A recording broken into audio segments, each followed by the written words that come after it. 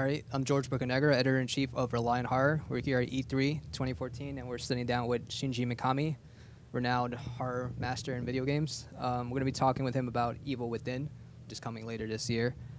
So to start off with, where did you get the inspiration for the game itself? I know you have a strong background in horror, dates back to like the PlayStation 1 days. そうですね。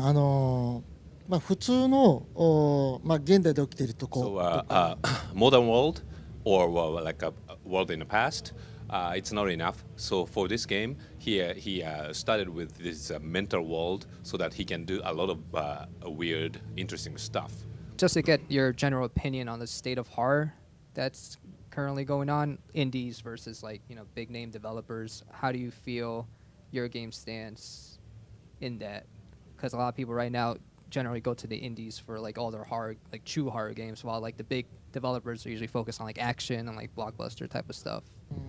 僕はクリエイターにとってはすごく面白い、チャレンジしがいがあるようなゲーム。Personally, he likes it because those are indie games, so creators can challenge a lot of things. So personally, he likes the situation right now. So did you draw from any like games from your past or movies in particular when you were thinking ideas for Evil Within? Anything in general that like stuck out from like your past like portfolio of works that you've done in the medium? そうですね。昔はロメロのゾンビ映画とか非常に影響を受けたんですが、今回に関しては So in the past, he was influenced by like George Romero's movies, but for this one, a movie like a Shutter Island, yeah. So going back to that, like back in the 90s when the PlayStation 1 was the thing, you pretty much revolutionized the genre with Resident Evil in a mainstream sense. So now with Evil Within, is this like your next like big vision for like the genre where you want to see it going next?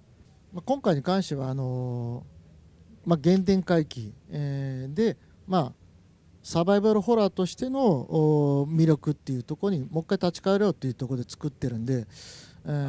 For this time, he's really trying to reintroduce the survival horror. So he's focusing on, compared to the first Resident Evil, he's focusing on creating a real survival horror. Perfect. That's what we want to hear. So going back to that, like old horror games had puzzles, exploration, many moments where you're lost, don't know what to do, and that's part of the joy for survival horror fans.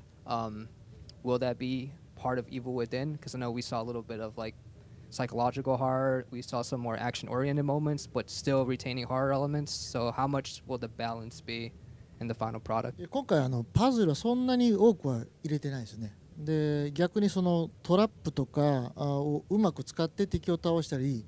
This time, puzzles, of course there are puzzles, but not too many of those puzzles. But instead, you have to creatively think about how to use your traps or sneaking. That's kind of tactical puzzle. Yeah, that's like environmental. Yeah.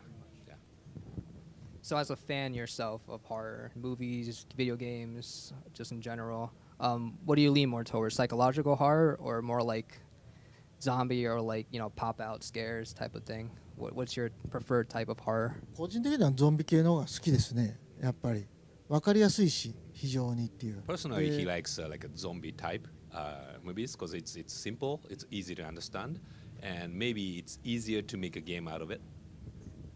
Close out. Is there a coincidence to one of the characters in your game looking like our managing editor? What do you guys have to say about that? 彼がジョセフと似てるのは偶然なんですかね。